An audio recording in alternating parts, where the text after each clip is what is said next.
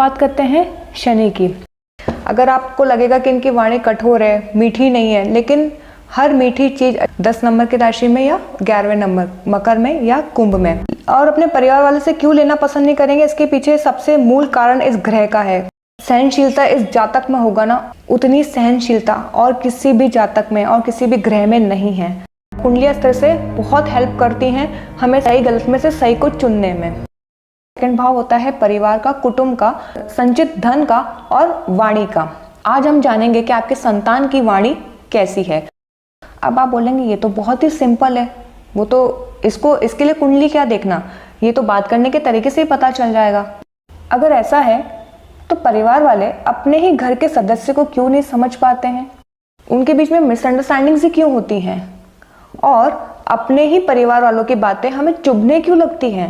वाकई में आपको सच और झूठ का भेद पता करना हो तो इस वीडियो के माध्यम से आप चीज़ों को समझ सकेंगे, स्वयं को भी और अपने परिवार वालों को भी समझ सकेंगे। हमें उस पर कितना ट्रस्ट करना चाहिए, उसके निर्णयों पे, उसके फैसलों पे हमें कितना उसका साथ देना चाहिए। कहते हैं कि ज्ञान हर उलझी हुई चीज को सुलझा सकता है। जो अच्छे ग्रह लेके आई है संतान, वो आपके अच्छे कहीं ना कहीं पुण्यों का फल है। मैं हर चीज़ को बहुत डिटेल में सीखती हूँ और कोशिश करती हूँ कि मैं इसको डिटेल में रिकॉर्ड करूँ, ताकि जो ज्ञान लेने के इच्छुक हों और जो ज्योतिष विद्या को जानने के इच्छुक हों, उनको ये चीज़ें गहराई तक समझ आ सके। मैं जानती हूँ कि मेरी वीडियो थोड़ी लंबी हो जाती हैं, बट मैं कोशिश करती हूँ कि मैं हर पॉइंट को इंक्लूड करूँ, जितना हो सके इन्फॉर्मेशन उस वीडियो में बता दूँ।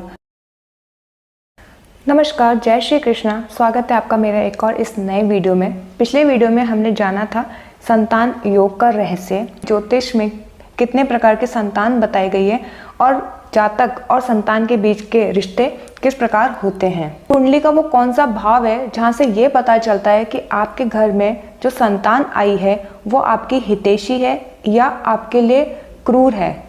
अब कई बार क्या होता है, इसमें एक और चीज़ होती है कि आपने देखा होगा परिवारों में अक्सर जो बच्चा अच्छा होता है, जो बच्चा परिवार का हितैषी होता है, लेकिन उसको परिवार वाले समझ नहीं पाते हैं। ये अक्सर हर घरों में ये होता है।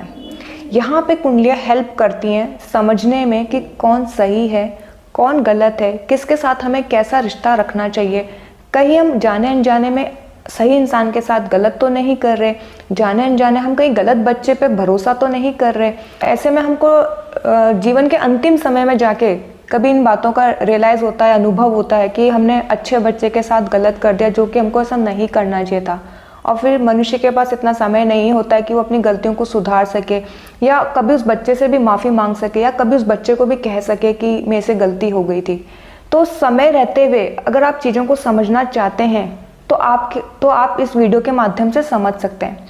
कभी कभी हम भौतिक सांसारिक दुनिया में इतने उलझे हुए होते हैं कि हम अपने बच्चों को सही से समझ भी नहीं पाते हैं और उनके साथ हमारे रिश्ते खराब होना शुरू हो जाते हैं।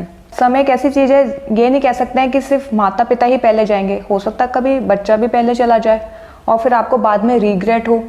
और ये मैं क्यों बोल रही हूँ, जब आप वीडियो को पूरा देखेंगे तो आप समझ पाएंगे कि कैसे चीज़ें होती हैं और कैसे इन चीज़ों को समझा जाता है। अब आपको किसी की वॉइस टोन जाननी है, वॉइस पेस जानना हो कि वो जो बात कह रहा है कि उसकी बात पर मुझे विश्वास करना चाहिए क्या नहीं करना चाहिए, वो सही बोल रहा होगा या झूठ बोल रहा होगा, वो बहुत गुस्से में बोलता है, वो बहुत मधुर बोलता है, क्या वास्तव में ऐसा वो जो प्यार से बोल रहा है, क्या वास्तव में वो अच्छा बोल रहा है, क्या वास्तव में वो वैसा ही है जैसा वो बोल रहा है। इस तरह के जो क्वेश्चंस होते हैं ना, इस तरह की जो रहस्यमय बातें होती है, जो हम कभी कभी हमारे अंदर क्लैरिटी नहीं होती कि हम वास्तव में उसके बारे में जो सोच रहे हैं वैसा है कि नहीं, उस पर हमें ट्रस्ट करना चाहिए कि नहीं चाहिए, उसकी वाणी पे हमें ट्रस्ट करना चाहिए कि नहीं चाहिए, कि वो जो बोल रहा है वो सही बोल रहा है या नहीं बोल रहा है, उसमें कहीं झूठ तो नहीं है।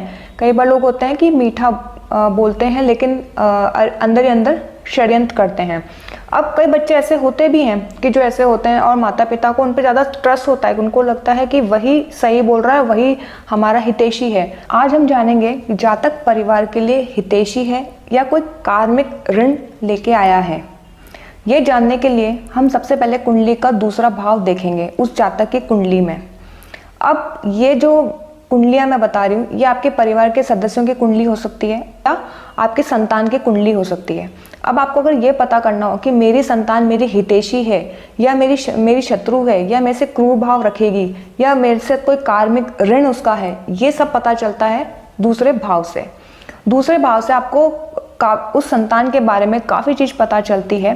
सेकंड भाव को क्यों बोला? सेकंड भाव होता है परिवार का, कुटुंब का, संचित धन का और वाणी का। आज हम जानेंगे कि आपके संतान की वाणी कैसी है। अब आप बोलेंगे ये तो बहुत ही सिंपल है, वो तो इसके लिए कुंडली क्या देखना, ये तो बात करने के तरीके से ही पता चल जाएगा, इसमें हम कुंडली क्यों देखें? अगर ऐसा है तो परिवार वाले अपने ही घर के सदस्य को क्यों नहीं समझ पाते हैं? उनकी बातों का भावार्थ क्यों नहीं समझ पाते हैं? उनके बीच में मिसअंडरस्टैंडिंग्स ही क्यों होती हैं? और अपने ही परिवार वालों की बातें हमें चुभने क्यों लगती हैं? अपने ही परिवार वालों की बातों में हमें अपनापन फील क्यों नहीं होता? विरोधी, क्रूर, कठोर, शत्रु भाव, इस तरीके की भावनाओं की अनुभूति ही क्यों होती है? ऐसा क्यों होता है? क्या आपके पास इन सब सवालों के जवाब हैं? ज़्यादातर लोगों के पास इन सवालों के जवाब नहीं होंगे और आप सब भी इन्हीं सवालों में उलझे हुए होंगे। अब ऐसी जो चीज़ें होती है जो स्पष्ट रूप से हमें समझ में नहीं आती, और अगर हम उसको भौतिक स्तर पर भी देख रहे हैं तो हमें कभी कभी गलतफहमियां भी हो जाती हैं और हम सही से उन चीज़ों को समझ नहीं पाते हैं। लेकिन जो कुंडलियाँ होती हैं वो हर चीज़ को स्पष्ट रूप से सामने रख देती हैं। आज हम समझते हैं कि कैसे इन चीज़ों को समझा जाता है, और अगर हमारा पैटर्न कहीं गलत है या हम अपनी सही संतान को गलत समझ रहे हैं, के लिए गलत भावना रख रहे हैं, तो हम इसे समय रहते हुए सही कर सकते हैं। और अगर कोई संतान हमारे वाकई में कार्मिक ऋण के रूप में आई है तो हमारा उसके साथ व्यवहार कैसा होना चाहिए, हमें उस पर कितना ट्रस्ट करना चाहिए, उसके निर्णयों पे, उसके फैसलों पे हमें कितना उसका साथ देना चाहिए, ये सब समझने के लिए कुंडलियां यहाँ पे हेल्प करती हैं। कुंडली का दूसरा भाव जातक का प्रारंभिक बचपन होता है, यानी कि जहाँ पे उसने अपना बचपन जिया होता है, उस परिवार का माहौल कैसा उसको मिला होता है, वहाँ सेकंड भाव से वो भी पता चल जाता है कि बहुत डिसिप्लिन वातावरण मिला है या बहुत इमोशनल वातावरण उसको मिला है, कि एक भावनात्मक लगाव हो सबके बीच में उस बच्चे के प्रति भी, या उसको बहुत डिसिप्लिन में रखा गया हो, बहुत कठोरता के साथ रखा गया हो, ये सब भी कुंडली के सेकंड भाव से पता चल जाता है। कुंडलियाँ ये भी हेल्प करती हैं, कभी कभी आपको ये भी लगता है कि जब आप अपनी बात कहते हैं और आप बहुत होता है कि कई बार संतान बहुत इमोशनल होती है लेकिन परिवार वाले इतने इमोशनल नहीं होते हैं। अब ऐसे में क्या होता है कि जब संतान अपनी बात, दिल की बात खोल के रखती है कि ऐसा नहीं, ऐसा मुझे ऐसा फील हुआ, मुझे ऐसा बुरा लगा, लेकिन परिवार वालों की तरफ से वैसी प्रतिक्रिया नहीं होती है। परिवार वाले कई बार ये बोल देते हैं कि तुम बहुत ज़्यादा सोच रहे हो, तुम बहुत ज़्यादा ओवर थिंकिंग कर रहे हो, इतना मत सोचो, ऐसी कोई बात नहीं है। या फिर इतना बोल देंगे कि नहीं तुम तो बिल्कुल ही गलत सोच रहे हो, ऐसी तो कोई बात ही नहीं है, ये तो तुम्हारी मन की कहानियां हैं, तुम अपने मन से बोल रहे हो। ये जब सब चीज़ें जब सामने आती ना, तब इंसान को बुरा लगता है। और कि उस इंसान को पता हो कि उसने जो बात बोली है वो स्पष्ट बोली है, सही बोली है, फिर उसकी बातों को गलत क्यों लिया जा रहा है, उसके ही परिवार वाले उसकी बातों को क्यों नहीं समझ पा रहे हैं, उसके लिए ये मिसअंडरस्टैंडिंग क्यों है, वो उसके शब्दों का भावार्थ क्यों नहीं समझ पा रहे हैं, तब मन में ये सब विचार आते हैं। और ये हर एक के मन में आते हैं, और मन भी दुखी होता है कि जिन्हें हम अपना परिवार समझते हैं, जिन्हें हम अपना समझते हैं, वो ही हमारी बात नहीं समझ पा रहे, तो फिर दुनिया में हमें कौन समझेगा। इस तरीके की भावनाएं भी बच्चे के मन में आती है और हर इंसान के मन में आती है। और कभी कभी तो अपनी कही हुई बात पे भी डाउट होने लगता है जब परिवार वाले उनकी बात नहीं समझ पाते। कभी कभी संतान को ये भी लगता है कि क्या वाकई में मैंने कोई गलत बात कह दी, क्या मुझे ये बात नहीं कहनी चाहिए थी, क्या मैं वाकई में इतना गलत हूँ। इस तरीके के डाउट अपने आप पे करने लग जाता है, जिससे उसका आत्मविश्वास कहीं ना कहीं डगमगाता है। लेकिन अगर वाकई में आपको सच और झूठ का भेद पता करना हो तो इस वीडियो के माध्यम से आप चीज़ों को समझ सकेंगे, स्वयं को भी और अपने परिवार वालों को भी समझ सकेंगे। कहते हैं कि ज्ञान हर उलझी हुई चीज़ को सुलझा सकता है। मैं हर चीज़ को बहुत डिटेल में सीखती हूँ और कोशिश करती हूँ कि मैं इसको डिटेल में रिकॉर्ड करूँ, ताकि जो ज्ञान लेने के इच्छुक हों और जो ज्योतिष विद्या को जानने के इच्छुक हों, उनको ये चीज़ें गहराई तक समझ आ सके। मैं जानती हूँ कि मेरी वीडियो थोड़ी लंबी हो जाती हैं, बट मैं कोशिश करती हूँ कि मैं हर पॉइंट को इंक्लूड करूँ, जितना हो सके इन्फॉर्मेशन उस वीडियो में बता दूं। अब आपको यहाँ तक ये चीज़ समझ में आ गई होगी हम क्यों देख रहे हैं, किस लिए देख रहे हैं, और इससे जानने के बाद हमें क्या समझ में आएगा। यहाँ तक ये चीज़ें क्लियर हो गई हैं। अब हम ये समझेंगे सेकंड भाव में कौन सी राशि बैठी है और कौन सा ग्रह बैठा हुआ है, उस अकॉर्डिंग हम चीज़ों को समझेंगे। बात करते हैं शनि की। अगर शनि ग्रह सेकंड भाव में हुआ और अपनी उच्च की राशि में हुआ या स्वग्रही हुआ, जैसे कि स्वग्रही हुआ 10 नंबर की राशि में या 11वें नंबर मकर में या कुंभ में, और शनि उच्च के होते हैं तुला राशि में यानी कि 7 नंबर की राशि में, और शनि नीच के हो जाते हैं मेष राशि में यानी कि 1 नंबर की राशि में। शनि की शत्रु राशियां हो जाती हैं मंगल की राशियां पहले नंबर की और 8वें नंबर की, और सूर्य की राशि हो गई 5 नंबर, ये सब इनकी शत्रु राशि होती है।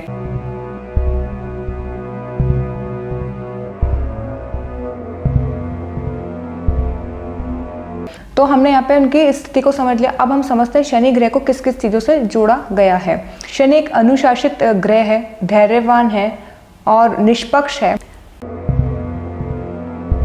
शनि अगर सेकंड भाव में बैठा हो, ऐसी संतान जातक के जीवन में कार्मिक पैटर्न लेके आती है।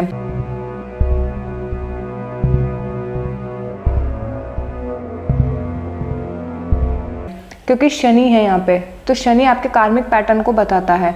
अब जिसका शनि स्ट्रांग हुआ तो आप देखेंगे कि जातक की संतान की वाणी में धीरे धीरे बोलेगा, तोल मोल के बोलेगा, सोच सोच के बोलेगा, वॉइस पेस बहुत फास्ट नहीं होगा, स्लो होगा, लेकिन स्ट्रेट फॉरवर्ड होगा। वाणी में हो सकता है आपको कभी कठोरता भी दिखे, लेकिन बात सत्य और स्पष्ट कहेगा। निष्पक्ष होगी, किसी की साइड लेके बात नहीं करेगा, दोनों पक्षों को रखेगा, और आपको लगेगा कि ये किसकी साइड है, आप खुद कंफ्यूज हो जाओगे कि ये दोनों पक्षों की बात कर रहा है। पर ऐसा जातक निष्पक्ष होता है, वो दोनों परिस्थितियों को रखकर तोल मोल कर समझ कर निर्णय लेता है।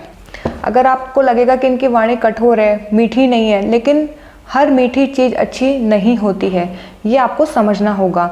निष्पक्ष बातें बोलेंगे, स्पष्टता के साथ बोलेंगे, सच बोलेंगे, जब भी बोलेंगे कभी कभी चुप जाती है, बुरी लगती हैं, लेकिन उनकी बातों में सत्यता ज़रूर होती है। शनि की स्ट्रॉन्ग पोजीशन जो होती है, तो ऐसा जातक, ऐसी संतान अपने परिवार में कॉम्प्रोमाइज़ कर देगी, सेक्रीफाइस कर लेगी, पर लेकिन कभी अपने परिवार वालों का खर्चा नहीं बढ़ाएगी, कभी उनको कर्ज नहीं देगी, अपनी चीज़ों में समझौता करेगी।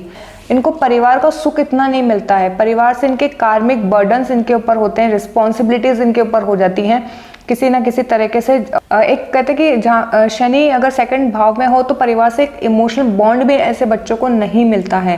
परिवार वाले बहुत ही ज़्यादा रिस्पॉन्सिबिलिटी देने वाले, जिम्मेदारी देने वाले इस तरीके के होते हैं, तो बच्चे को परिवार से कोई भी इमोशनल बॉन्ड नहीं मिलता है, जिम्मेदारियाँ ही मिलती हैं। और ऐसे संतानें जो होती हैं वो जल्दी समय से पहले मैच्योर हो जाती हैं अपनी समझदारी में, उनको पहले से ही परिस्थितियां समझ में आने लग जाती हैं। मतलब इनके लिए कहते हैं ना कि फेरी टेल वाली दुनिया नहीं होती है, ये फेरी टेल वाली दुनिया से बहुत पहले ही बचपन में ही बाहर आ जाते हैं। इनको वास्तविकता बहुत जल्दी ही समझ में आ जाती है कि जीवन में वास्तविकता क्या है, सच क्या है, आर्थिक संघर्ष क्या होता है, जीवन का संघर्ष क्या होता है। ऐसी जो परिस्थितियां होती हैं कई जातकों को बहुत लंबे समय के बाद जाके समझ में आता है। ऐसे उन सभी परिस्थितियों को ये ऐसी संतानें पहले ही अपने जीवन में, अपने बचपन में ही अनुभव कर लेती हैं और आने वाले समय के लिए बहुत ही मजबूत बन जाती हैं। इनको जो घर का इन्वायरमेंट मिलता है बहुत ही डिसिप्लिन, अनुशासित वाला मिलता है, कठोरता वाला मिलता है। ऐसे कई बच्चे होते हैं कि जो अपने घर परिवार से दूर रहते हैं, जैसे हॉस्टल में रहते हैं, तो बचपन से ही उनको घर से दूर रखा जाता है, या परिस्थितियाँ ऐसी बनती हैं कि उनको अपने घर से दूर ही जाना पड़ता है, वो ज़्यादातर घर में नहीं रह पाती हैं। उनको बचपन से ही जीवन का संघर्ष सीखने को मिल जाता है उस परिवार से। ऐसे जातक बहुत धैर्यवान होते हैं, अपने ऊपर हर परिस्थिति झेल लेते हैं, लेकिन परिवार वालों को बिल्कुल भी कष्ट नहीं देते हैं। न्याय के प्रति बहुत ही सचेत होते हैं, गलत बात पर लड़ भी जाते हैं। शनि अगर सेकंड हाउस में हो तो सबसे सहनशील ग्रह इसी को कहा जाता है। जितना सहनशीलता इस जातक में होगा ना, उतनी सहनशीलता और किसी भी जातक में और किसी भी ग्रह में नहीं है। शनि के अंदर बहुत सहनशीलता है, पर लेकिन सहनशीलता का मतलब ये नहीं है कि वो बच्चा सिर्फ सहन करता जाएगा। वो सहन करेगा, हर दुख अपने ऊपर झेल लेगा, लेकिन अपने परिवार वालों को कष्ट नहीं देगा। लेकिन बात अगर जब सही और गलत की होगी तो वहाँ पे वो चुप भी नहीं रहेगा, और जब वो बोलेगा तो बहुत स्पष्ट के साथ, बहुत कठोरता के साथ बोलेगा। और ऐसे में परिवार वाले उसको समझते हैं कि बहुत ही कटुभाषी है, बहुत ही कठोर बोलता है, या उसकी बात चुप गई हो, इस तरीके का होगा, लेकिन बात सच्चाई के साथ रखता है सामने। ऐसे जो बच्चे होते हैं ना, घर में बिल्कुल भी अन्याय बर्दाश्त नहीं करते हैं। किसी के भी प्रति अगर अन्याय हो रहा होगा तो वो हमेशा आवाज़ उठाएंगे, बीच में बोलेंगे। फिर वो ये नहीं देखेंगे कि सामने कौन बड़ा है, कौन छोटा है, क्या है रिश्ते में, उन्हें इस चीज़ से कोई फर्क नहीं पड़ेगा। अन्याय हो रहा है तो उनकी आवाज़ निकलेगी ही निकलेगी। अपनी मेहनत पे भरोसा करते हैं और अपने परिवार वालों से लेना बिल्कुल पसंद नहीं करते हैं। अपनी मेहनत से उनको दे देंगे बट उनसे कभी भी लेना पसंद नहीं करेंगे। और अपने परिवार वालों से क्यों लेना पसंद नहीं करेंगे, इसके पीछे सबसे मूल कारण इस ग्रह का है। शनि जो ग्रह है वो निष्पक्षता के देवता हैं। अब निष्पक्षता से मतलब क्या है कि पक्षपात नहीं करते हैं, कि जिसके सामने जहाँ सच बोलना होगा वहाँ बोलेंगे, जो गलत है उसको गलत भी बोल देंगे। तो कई बार है ना, लोग इनको ही समझते हैं कि लोगों को ये हो जाता है कि ये मेरे पक्ष में बोलेगा, उसको मैं अपना बना के रखूं, पर ऐसा नहीं होगा। जब समय आएगा, अगर वो इंसान भी अगर गलत हुआ तो उनको भी गलत कहने से पीछे नहीं हटेंगे, उसको भी बोल देंगे कि तुम यहाँ पे गलत हो। तो कई लोग इनको ऐसा सोचते हैं कि ये तो किसी के भी सगे नहीं है, ये तो उसके भी बोल देगा, वो गलती करेगा तो उसको भी बोल देगा, वो गलती करेगा तो उसको भी बोल देगा, किसी का पक्ष क्यों नहीं लेता। तो ऐसे जो बच्चे होते हैं ना घर में, वो किसी का पक्ष नहीं लेते हैं, वो सिर्फ सही का पक्ष लेंगे, गलत को गलत भी बोल देंगे। ऐसा नहीं है कि सिर्फ सही का पक्ष लेके खड़े हो गए और जो गलत कर रहा है उसको चुपचाप बैठ के देखेंगे, नहीं, ऐसा नहीं होगा। सच का साथ देंगे और गलत वाले को उसको एहसास भी करा देंगे कि तुम्हारी यहाँ पे गलती है, तुमने ये गलत बोला है। इस तरह का इनका स्वभाव होता है।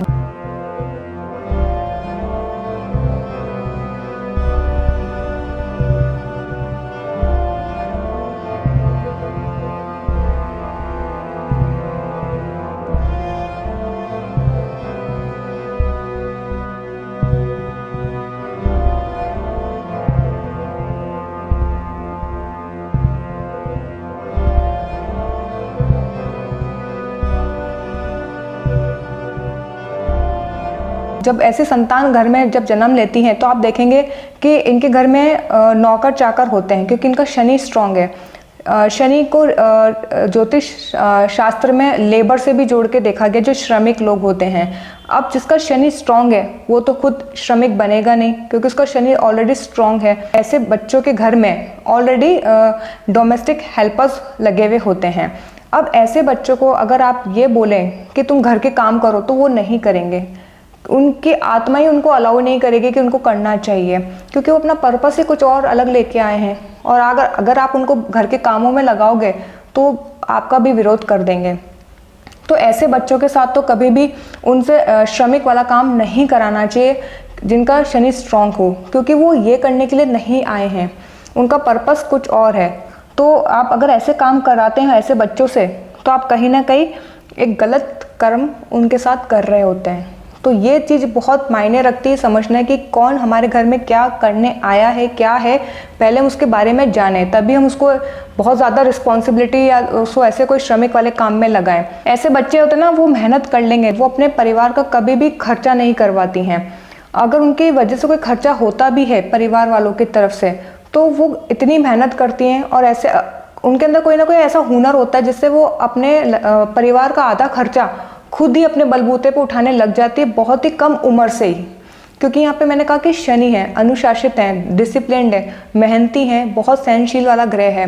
तो बचपन से ही जो संतानें होती है वो बहुत समझदार हो जाती हैं, उनको जीवन की वास्तविकता समझ में आने लग जाती है। अब जिनका शनि वीक होगा उनको अगर आप श्रमिक वाले काम में लगाते हैं तो कहीं ना कहीं एक सही है, क्योंकि उनको वो चीज़ सीखनी है इस लाइफ में। लेकिन जिसका ऑलरेडी शनि स्ट्रांग है उसको आप श्रमिक वाले काम में लगा के अपने ही कर्म गलत करते हैं उसके साथ।